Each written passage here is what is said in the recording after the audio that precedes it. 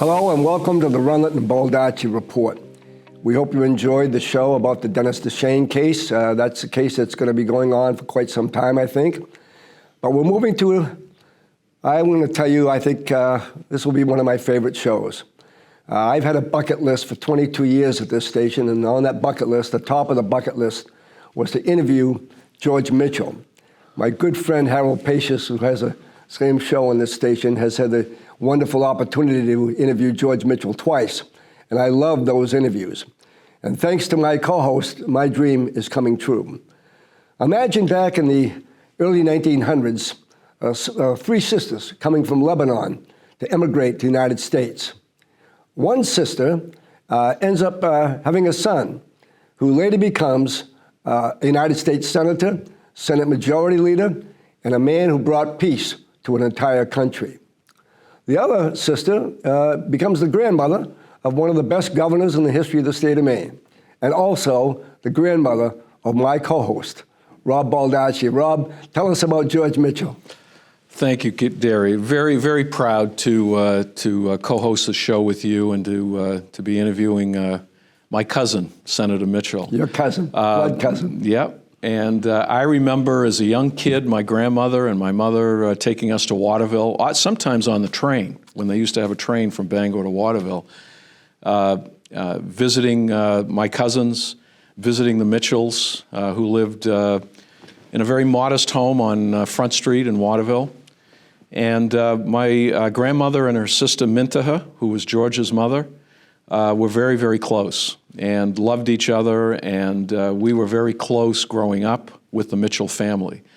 So very proud moment to have the senator with us and to spend that kind of time with him at this point in his life. Rob, tell us a brief, what you consider your brief history of his rise to fame while you were watching him grow up.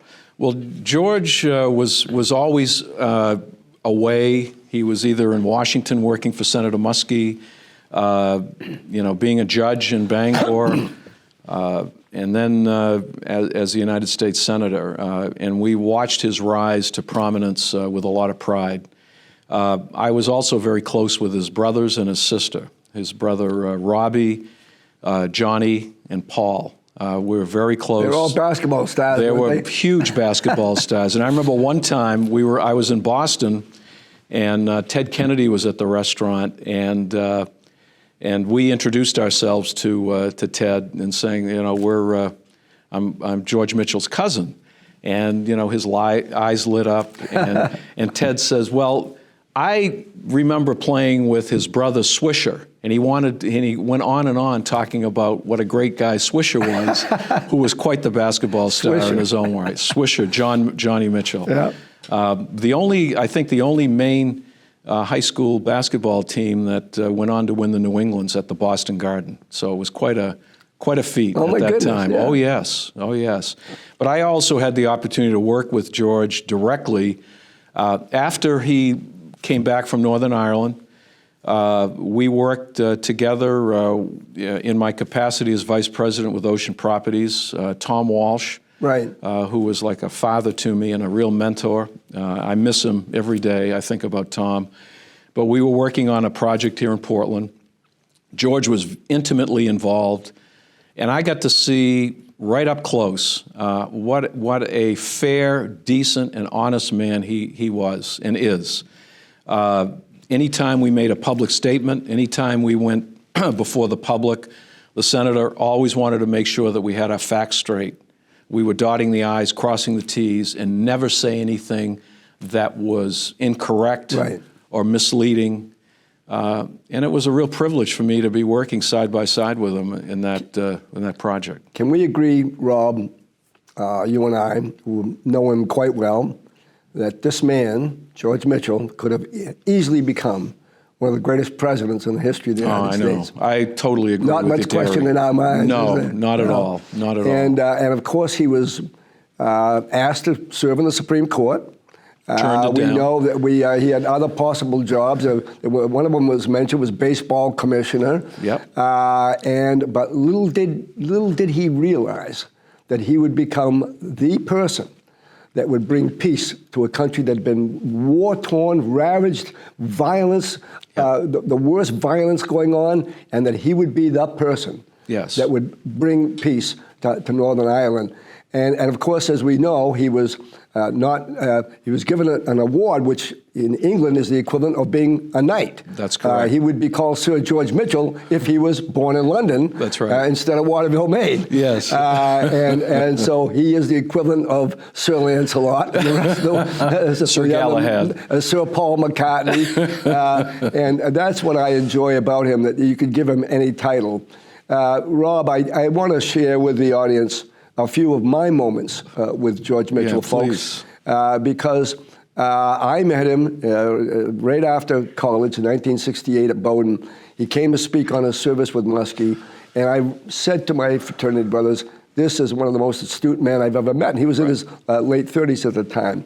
But little did I know that, ladies and gentlemen, I would end up, a few years after law school, trying my only federal case in federal court against George Mitchell, who was the U.S. attorney. He charged my client with perjury because a number of men broke into the Coast Guard base, stole some marijuana that had been confiscated. She was called to testify because she was the girlfriend of one of the members. He was a rather notorious person, kind of a folk hero around here in Maine. I kind of get to know him. A well-known person, well-known in this community. And when she testified, she was not quite truthful, and he charged her with perjury. Well, I came up with the defense of duress, that she would be afraid to testify against such a person. And the judge bought it, let me present it. But George Mitchell comes up to me at the close of the trial. He says, Derry, I got 8 pictures I'd like to show you. And he shows me, do you mind if I put these into evidence? I looked at the pictures. There were a bunch of people standing around marijuana bales, and I said, sure. When he got to the closing argument, those pictures were 18 by 30. And he said to the jury, does she look like she's under duress in this picture? Does she like? And I sat there and watched myself get pounded into the ground. The jury came back with a guilty verdict.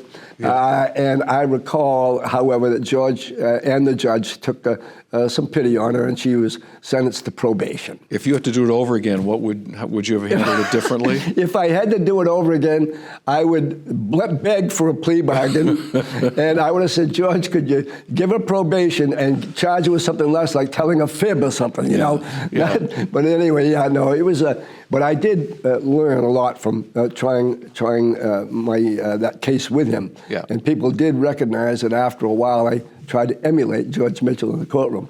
But my other favorite stories include what you just said. One day you were playing golf with me and Ken Altshuler at the Marriott and Sable Oaks. And the phone rang and you took it and you go, it's George Mitchell, I got to take this call. And I yelled across the green, I said, hey, Rob, tell George I said hi. And you did. Only 1 out of 100 would have said, George. And he wants to talk to you. I take the phone, he goes, Derry, I'm looking out towards Frenchboro right now, which is a place. Which is where you have a home. Which is, I have a camp. And I remember about, a few months after that, he was being awarded an award at the Holiday Inn. Yeah. And he was on camera. And as he was talking, he goes, excuse me, wait a second.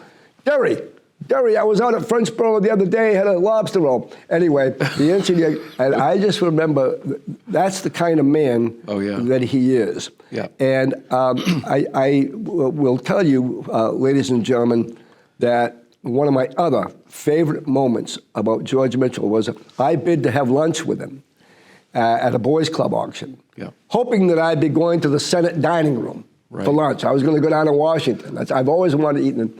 As it turned out, we had lunch at the Eastland, and with 2 other women, elderly women who had bid in another event. And George and I started talking. We're best of pals. And they say, excuse me, Senator, we don't want to hear about him. We don't want to know about him. We don't know about you. Mm-hmm. And the phone rang, and it was Bill Clinton. He goes, excuse me, the president's on the phone. I got to take this call. He takes the call, and when he comes back, he sits down across from those women. He gives me a look and goes, why don't you women tell me all about yourselves? And they went on, and that is George Mitchell. Absolutely. And my final one, folks, is this. This is going to be one of my favorites. That after he did the interview, which we're about to show, he wrote to the group that's doing a documentary on George Mitchell. Yeah. And he wrote to them and said, please watch the Rundlett and Baldacci report, because they've asked me some questions I think you ought to see the answers to, and I'd like to have you watch this show before you do your documentary. And that, Rob, it was one of the best moments was reading the email from him. I know. And I sure hope, George, that you like this interview and that you like how much that Rob and I appreciate so much. So, Rob, why don't you tell us what this interview is going to be about? Well, we made it. We tried to make it as personal as possible to talk to George a little bit about his career, some of the highlights, and to reflect on where we are today as a country. And it was a fascinating interview. I think it could have gone on and on and on. Yeah. But I'm sure our audience will appreciate it. Well, ladies and gentlemen, you're about to see my bucket list moment at this station, top of the bucket list, our interview with one of the greatest human beings that ever lived in the state of Maine, a man who's been revered by everyone, and especially the people in Ireland, who now live mostly in peace, saving thousands of lives and preventing thousands of injuries. This man, George Mitchell, on our show. Ladies and gentlemen, this may very well be a historic moment in television because 24 hours ago, a 77-year-old man goes under the knife for back surgery, and just 24 hours later is going to be interviewing one of the most highly respected statesmen in world history, in my opinion, George Mitchell, a dear friend, a man I've known for 55 years. And with me today is his cousin, Rob Baldacci, my co-host on the Rundlett Baldacci Report. My friend, you got the first question. Senator, thank you for being here. I really appreciate it. The question I wanted to ask you was, looking back during your term when you were in the U.S. Senate Majority Leader, working across the aisle on a very much of a bipartisan basis, George, that was the way things were done back then. You got a lot done. And now, fast forward to where we are today. And thankfully, Biden and McCarthy were able to hammer out a bill that would protect our economy. Yeah. But it's our country is split, and there are some serious threats against our democracy. What's your feeling now, George, after all the years you've been in public service and working across the globe to look at the United States right now and where we are as a country? What are your thoughts? Well, I take the long view. Yeah.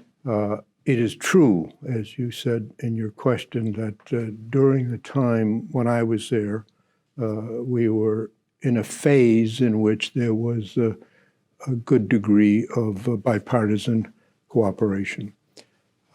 When I was elected Senate Majority Leader by the Democrats, who were then in the majority in the Senate, Bob Dole was elected as the Minority Leader, representing the minority Republicans in the Senate. And on the day that I was elected, literally minutes afterward, I called Dole and I asked if I could come to see him.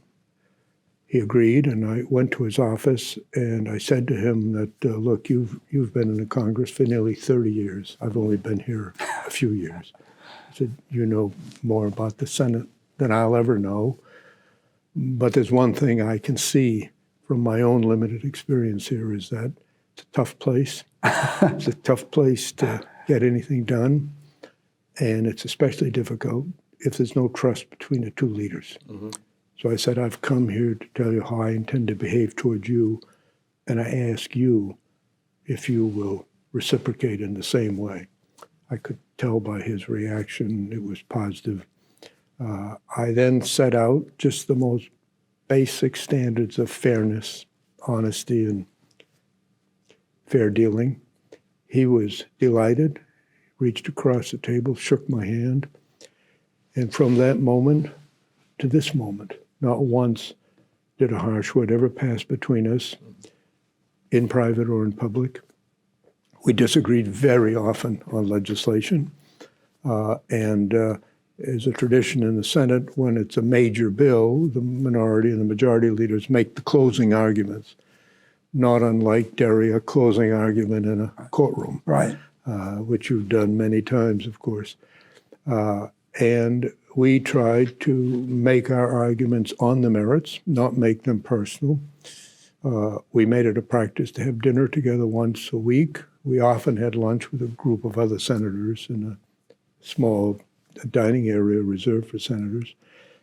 And so there was a period where, while we clashed, it was tough at times. There was some on both sides who took a hard line. Nonetheless, we were able to get a lot of things done on a bipartisan basis. Bob was one of the leaders, along with several Democrats, on the Americans with Disabilities Act. That was a very important bill for him because he'd been badly disabled when he was injured in World War II. Right. I was able to get past what had been a major effort of mine, Clean Air Act, to clean up pollution, and a number of other environmental and other laws. We were able to get a budget passed, although that was not on a bipartisan basis. That led to balanced budgets and a reduction of the debt. It's kind of hard to believe now, Right. but Exactly. that happened during the time that we were there and when Clinton was president. But if you look back, that has not been the historical record all of the time back. Right. In other words, it was different then than now, but there have been phases in American history where you've had bitterness and hostility. The best known one, of course, is the Civil War. Mm-hmm. But we don't remember this much, but the issue of slavery and its abolition dominated American politics for nearly a half century prior to the Civil War. Right. The Civil War was not the beginning of the era of conflict. It was the end of the era of political conflict. Right. It culminated in actual war. Right. You go back to some of the earliest elections. There's a professor at the University of Maine, Amy Freed. She writes a column for the Bangor Daily News periodically. I've not met her, but I read her columns. And I remember a few years ago, she wrote one on the election of 2000 for president. No, I'm sorry, the election of 1800 for president. And the candidates were John Adams, the incumbent, and Thomas Jefferson, the challenger. Two icons of American history. But if you read what was said in that election, we would now call it mudslinging of the worst sort. They were, yeah. But of course, then there was no television, there was no radio. It was all in print. The print was very partisan on both sides, and reached a limited number of people. And it didn't have not just the impact of electronic media, but the repetition that electronic media has. What is different now about then is once a mistake is made or a particular insult is made, it's not just made once, it's then repeated 1,000 times, so it's drummed into everybody. Mm-hmm. So there have been periods of hostility, then periods of bipartisan cooperation, other periods of hostility, bipartisan cooperation.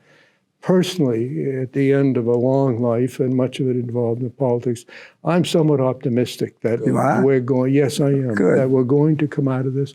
We have been through crises of one sort or another from the beginning of the country. Right. I mean, the settlement of the West was a tremendous historical event filled with violence. The Native Americans were essentially exterminated, driven off the land, and essentially historical estimates of the numbers killed range from 15 to 50 million. Right. Disease was the largest factor, but there were others as well. Viewed in historical terms, it was both a a tremendous event in terms of the settlement and expansion of the country. But in terms of what happened, it was a very tough period. And we've seen over and over again how even the greatest leaders in our history have made very grievous errors. But the greatness of American democracy, I think, has been a willingness to acknowledge error and to take steps And to move deal forward. with it. Recall, if you will, Franklin Roosevelt, who, in my judgment, was one of the 2 or 3 greatest presidents we had. Yes. The only president to serve more than 2 terms. He served for 10 years, 2.5 terms before he died. Made tremendous errors. He was responsible. He signed the documents authorizing the internment of hundreds of thousands of Japanese Americans Right. on the West Coast, none of whom had been charged with any crime except that they happened to have a certain heritage. A terrible mistake, which we subsequently acknowledged Sure. and took steps to deal with it. Roosevelt refused to let the passenger ship to St. Louis filled with Jews fleeing Hitler's Germany to land in the United States. And the ship was forced to return to Europe, and of the 1,300 passengers, nearly half of them were killed in the Holocaust. So even the best men make great mistakes, but there is a constant striving for improvement. Now, I've mentioned a lot of the enormous negative factors. There were many, many others, obviously. Human beings are all fallible, and when you get to be president or Senate Majority Leader or Congress, you're still just as fallible as you were before you had the office or title. So we all are subject to error. But look at it now from a different perspective, the positive side. When the United States was created under our Constitution, the only people who could vote were white men who owned property.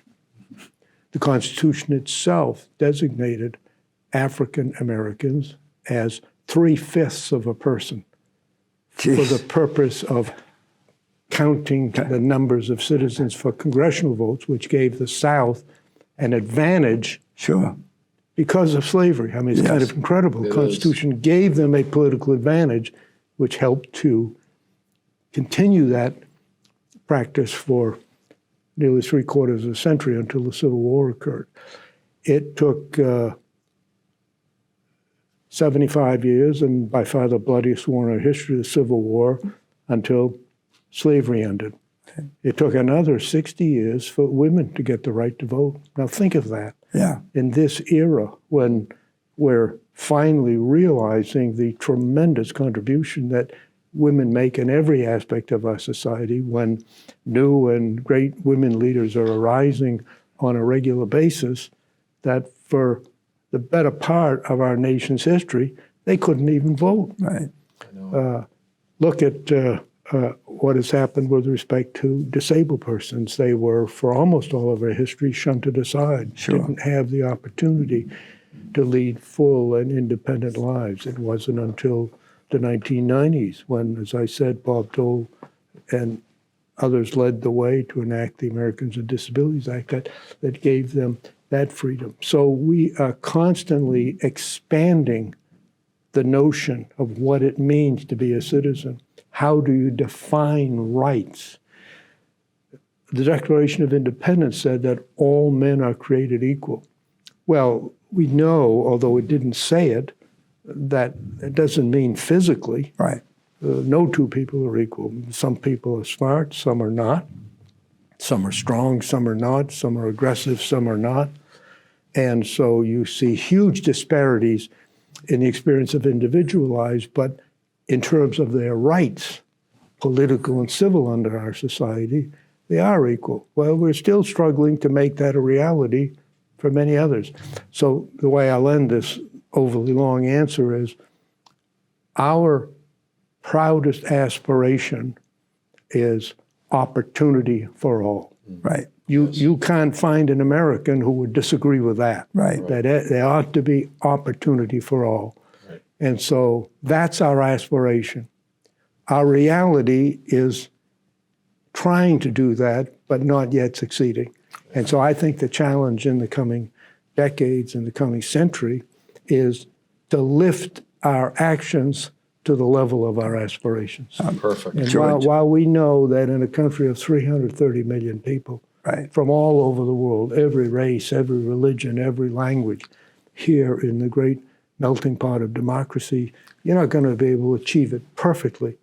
But if you strive toward it, you make improvements, and the notion of what are the rights of Americans continues to expand and grow as it has. I think it will overcome the negativism that we have now. George, with the short time we had, I had 10 things that I wanted to tell this audience, 10 of the greatest moments I've had with George Mitchell in my lifetime.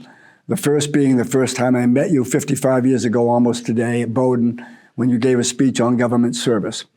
You and I finished about 1 hour of talking and went back to my fraternity, and I said, I'm telling you, I just met the most politically astute guy I've ever met. He's going to be governor, he's going to be president, he's going to be something, he's going to be incredible. And I remember that moment because you did run for governor, and we all know about that, think about it. But when you didn't win that election, did you ever conceive in your own mind that even that election that went by the wayside, that you would end up being Senate Majority Leader? Did that thought ever enter your mind, ever, that you would? No, not at that time. And it just happened. That's right. And the thing I wanted to ask you, we know that you work for Muskie, I work for Muskie. Right. You and he, in my humble opinion, the two greatest statesmen from Maine history. But other than Muskie, did you run into a government, a politician that you revered more than Muskie? Good question. Well, I didn't get to know anyone as well as I knew Muskie because, as you recall, Derry, I worked for him for several years. And back then, things were different, much smaller and much slower. He had a very small staff. I had, when I was majority leader, a much, much bigger staff. And so he was able to interact with his staff, guys like me, more than I was able to because I had hundreds of people. And I recall so clearly fond memories, if I can tell another long story. Muskie and I got along very well. He was born and raised in Rumford, but he married his wife, Jane Gray, who was from Waterville. And he moved to Waterville, where he practiced law, ran for mayor, ran for the legislature, and then was elected governor. And so his wife, Jane, went to high school with my older brothers. Oh, I didn't know that. Yes, so I did not know Muskie personally before he hired me, but he knew my brothers, and we knew of each other, at least each other's families. And so when he used to come to Maine and travel around the state during congressional recesses and other times, I would come and drive him around. And back then, it wasn't like now. We used to stay at friends' houses. We often stayed in small motels in one room with two beds. And I didn't think anything of it at the time. He had a cottage on China Lake, just outside of Waterville and Winslow. And we stayed there when we were in central Maine. And so we talked and chatted a lot. And I have many, many memories, but one that's relevant to your question is one of the things I did for him was research and preparation for speeches, and occasionally would write drafts of speeches, but he was such a superior orator that he really didn't need me.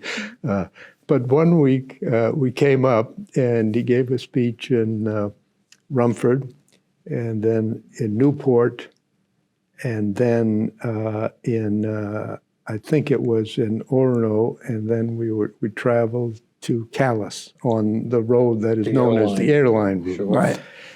And it was basically one speech, and I had written most of it, and he gave it in Rumford, and he gave it the other three times. And then I was driving from Orono to Calais over the airline route. It was dark, and it's just woods. We all know about that. Quite a long ways. It was raining, and so he said to me, he said, "Well, how do you think my speeches went?"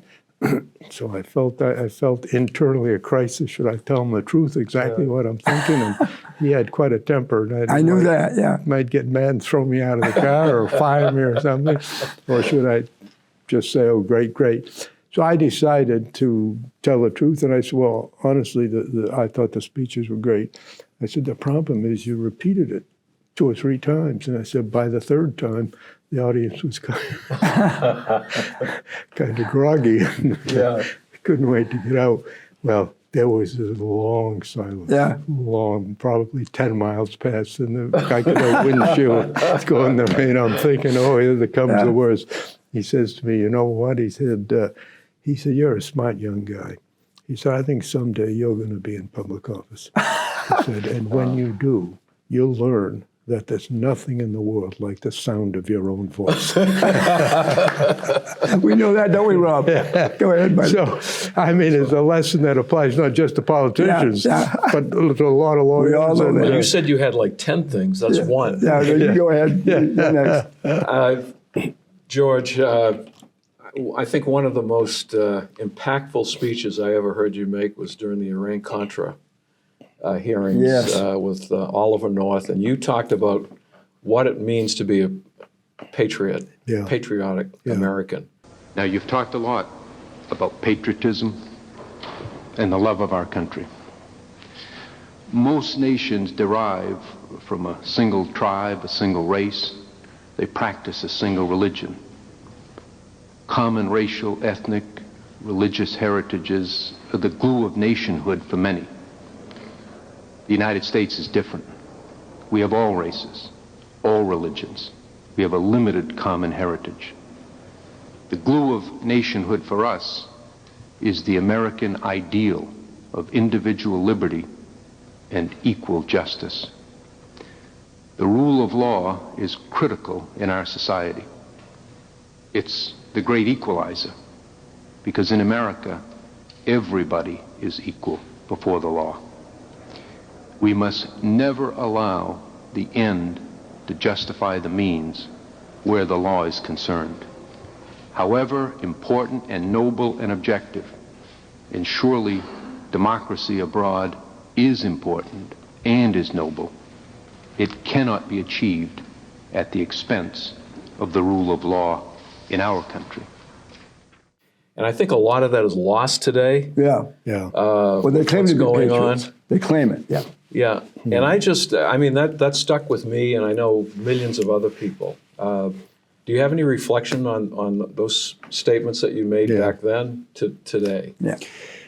If there is one consistent theme in politics, not just throughout the history of the United States, but throughout the history of mankind and civilization, it is that there are some who always claim a relationship with God. Yeah. Being seen as God's messenger on earth has, throughout recorded history, been one of the claims to power that have been made by people on every continent, in virtually every society, and from every aspect of politics. Right, left, center, that people have claimed a relationship with a greater power, Right. defined in different societies in different ways. Communism is one of the few isms that denied that, and for unrelated reasons, it was a complete disastrous failure, as we've seen in the history of our own lifetimes and so forth. Communism failed because it is internally inconsistent with human nature. It represents just another mechanism by which one group achieved power by force and terror and retained power in that way. But there aren't really any communists left in the world anymore, for sure, not in China. They all want to be entrepreneurs. Yeah. And communism is simply a mechanism by which the group in power maintains power by a monopoly on force and arms and the control of lives of others, and try to satisfy them by providing some increase in their living standard as a way to offset the loss of freedom. And that's true in our own country. To this day, people claim to be God's designee, sent to us, politician X, sent to us by God or Jesus or some other higher power. And that really was the issue that I felt that was being raised in those hearings.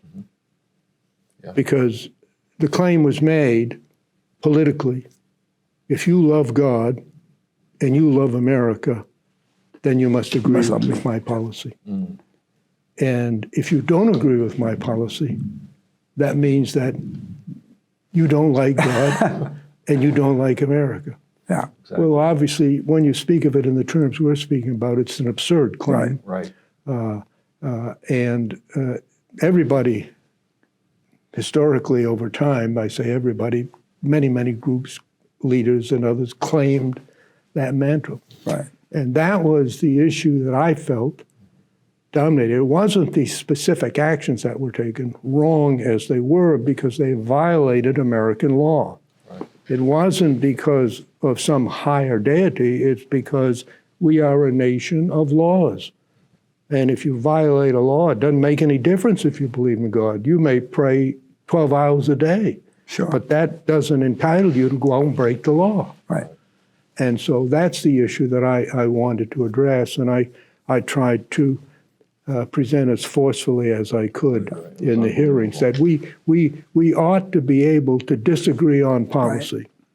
So I think policy ought to be this way, you disagree, you think it ought to be that way, without either of us claiming that you're un-American or you don't believe, you're un-Christian or un-other some religion if you don't agree with me.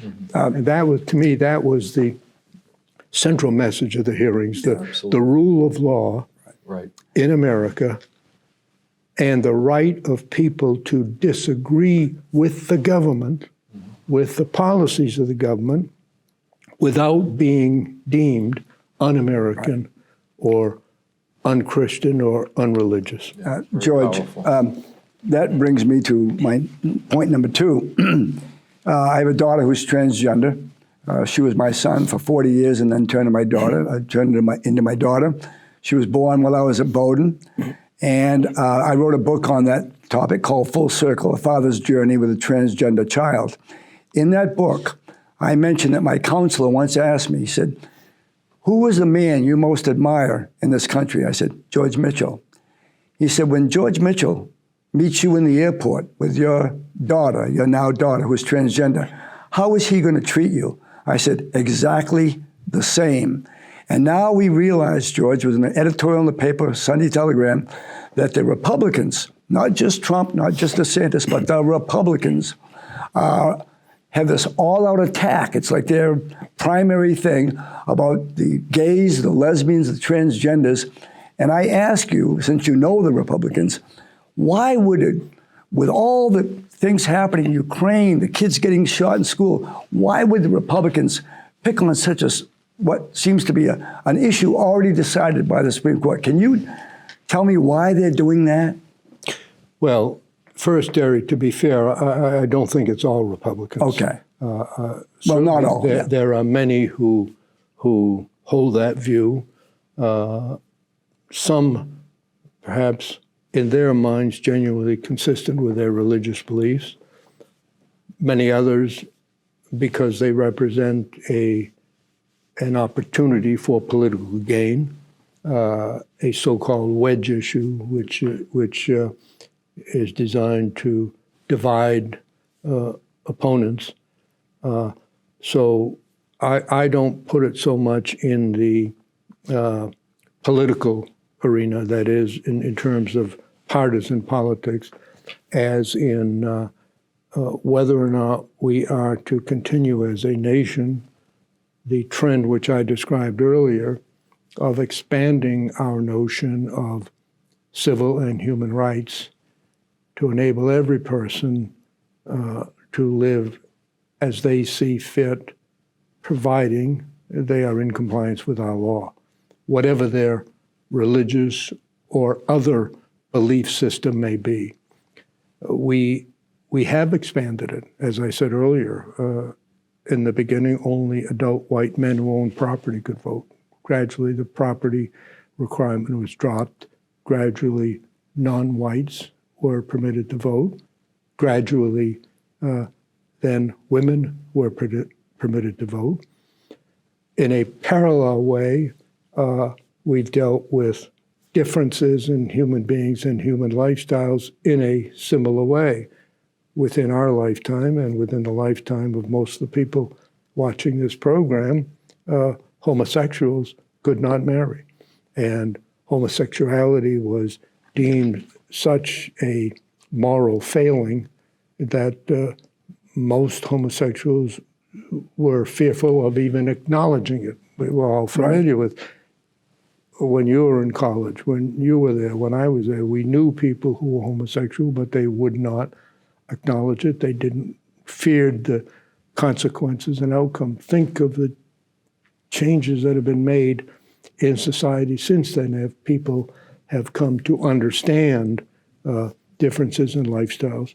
And so I believe that we're going through now a period of trial and difficulty, just as we did with respect to each of the expansions of the concept that Americans have of freedom, liberty, the right to live one's life as one chooses. And it probably that won't help you, or me, given our ages, but hopefully your children and a generation or two from now, it will, I believe, with near certainty, will be accepted as a way of life. That it's a relatively small number of Americans, but numbers don't matter in terms of rights. The Constitution doesn't say, our law doesn't say that these are rights that are possessed by the majority, and if you're in a minority, even a tiny minority, you're not entitled to these rights. Everybody's entitled to a full and free life. So it's difficult. I'm sure it's difficult for you because you experience it directly in your own family, and it's true for others. But I believe that we're going through a period that is identical to that which we've gone through in other forms of human relations. I appreciate your optimism, George, very much. Rob? Well, I don't know what we have for time. We got about 5 minutes. About more 5 minutes. George, as you look at your life, and hopefully you'll have many more years to come, what do you feel has been your most important legacy, the most important thing that you're proud of, looking back? And Yeah. How many fingers have you got? Go ahead. know. Yeah. Well, the time went fast. It's not the question; it's the length of the answer. So I'll take a few minutes because that's something that's important to me. Yes. As both of you know, my father was the orphan son of Irish immigrants. He never knew his parents. He was born in Boston, but he and his siblings were raised in Catholic orphanages in the Boston area. Back in those days, the nuns at the orphanages would take the children out on weekends to the rural areas of New England, and they would go to Sunday masses in the Catholic Church. And after the mass, half dozen or 10 kids would be brought in and stand in front of the altar rail. And anybody in the church who wanted to adopt one would just take the child by the hand and walk out. The potential for abuse is obvious, and abuses were horrific. Gradually, laws were adopted, and certainly the New England states, and I don't know about elsewhere, but probably elsewhere, that required something more than that. But my father was lucky.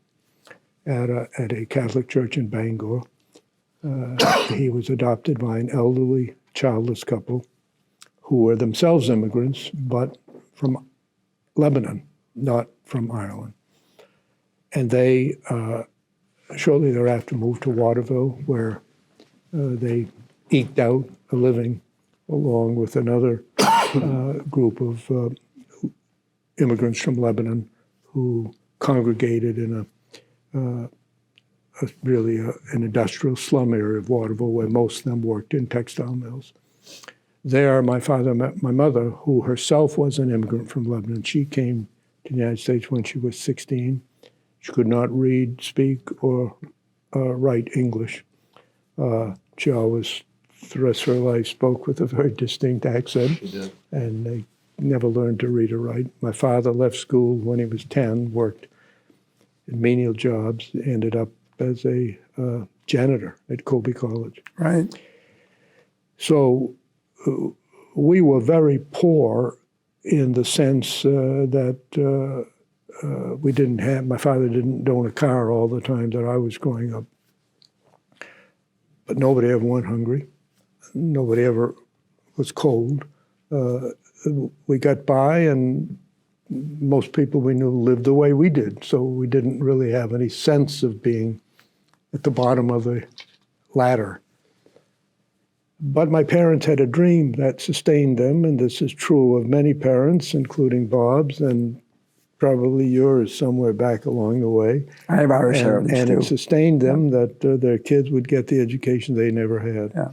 And so I and my 3 brothers and my sister all were very fortunate to have such loving parents, especially my mother, who she worked 50 years nights in textile mills in central Maine, raised 5 children, and was the overwhelmingly most important force in my life. Yeah. And so once I reached the age where I understood for the first time what my life was and meant and what my parents had done and where I was, I wanted to succeed not only for my own sake, but to vindicate and justify their lifetime of effort in my behalf. And so just for that, and now I'm at the age where in the closing years of my life, I think a lot more about that than I did during the growing up. So the fact that I was able to demonstrate in real terms the meaning of America, vindicating my parents' lifetime of struggle and effort in my behalf and on behalf of my siblings is probably the most important part of my life. Wow. Now, with respect to specific things, I'll mention just a few. First, Northern Ireland, of course, was a big factor in my life. I spent many years there and helped with others to end a very long and bitter and brutal war. Never finished. On the evening the agreement was reached, I commended the men and women who wrote and signed it. But I also said that it would take other leaders in the future to safeguard and extend their work. And so it has. I am here with many others to sound that bell one more time. Life is change for every human being, for every family, for every government, for every society. All human beings, every single one of us, is fallible, as are all human organizations and institutions. And in human affairs, the answer to every problem contains within it the seeds of a new problem. Today, a quarter century after the agreement, the people of Northern Ireland continue to wrestle with their doubts, their differences, their disagreements. This, of course, is only natural, and they will continue to do so no matter how successful their political leaders are. The answer is not perfection or permanence. It is now, as it was then, for the current and future leaders of Northern Ireland to act with courage and vision, as their predecessors did 25 years ago, to find workable answers to the daily problems of the present, to preserve peace, to leave to the next generation peace, freedom, opportunity, and the hope of a better future for their children. Many people killed, and you stopped that. Many pretty people much. killed, many, many more permanently and brutally injured, impaired for life. I was able to enact quite a bit of important legislation, probably mostly environmental, clean air and protections against chemical pollution and so forth. And finally, here in Maine, and mostly primarily affecting Maine kids, is that when I was in the Senate, I made it a point to speak at the graduation of every high school in Maine. I remember that. I don't think there's any other person's ever done that. No. And it took me about almost 15 years because they all graduated about the same time. And so I met thousands and thousands and thousands of young Maine people. And over again, when I speak with these kids, boys and girls, I would see in their eyes and hear in their voices images of myself as a child, insecure, uncertain, not really understanding life in general and my own role in life. And so I formed in my mind an idea as a life's goal is to try to give as many of these Maine kids as possible a chance to have the same experience that I did in life. The Mitchell Scholarship. The Mitchell Scholarship. So we now give out and have for 25 years a scholarship to graduate from every high school in Maine. And having gone to the high schools in the small towns, I knew they were just as important as the big towns. So we do it every high school in Maine, no matter where it gets a graduate.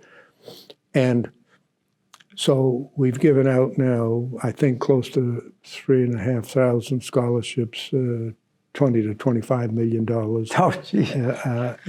giving these kids a chance. And I'll tell you, it's the most rewarding thing I've ever done in terms of seeing people develop, because now they're doctors, they're lawyers, they're teachers, they're businessmen and women, they're nurses, and they're making a tremendous contribution. Most of them go to school in Maine.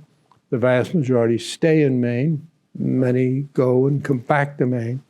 It's one of the most meaningful things in my life, and It's a great legacy, George. I really do feel that we have so much to offer here in Maine that is unfulfilled. We haven't come anywhere near reaching our potential. Life is still very, very tough for Maine people. We have to create opportunity, and I close with words I used earlier. We have to take our actions up to the level of our aspirations.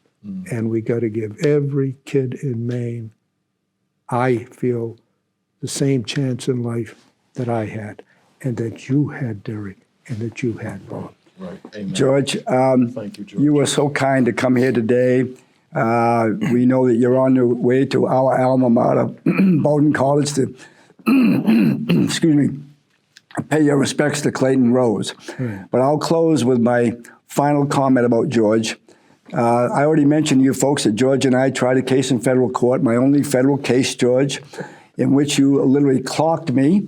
I think the jury had just enough time to go to the restroom when they came back with a guilty verdict. And but George, I had 3 days to watch you. So in my trial career, I began to emulate you. And one day a judge said, Derry, am I mistaken to think that you are possibly trying to act like George Mitchell in the courtroom? I said, well, Your Honor, I am very proud to say yes. He goes, well, Derry, You have a long way to go and a lot of work. George, thank you so much for coming today. It warms my heart. It warms Rob's heart. And you have lived many lives, sir, with your accomplishments. Thank you, George. Thank you so much. Thank you, Bob. Yeah.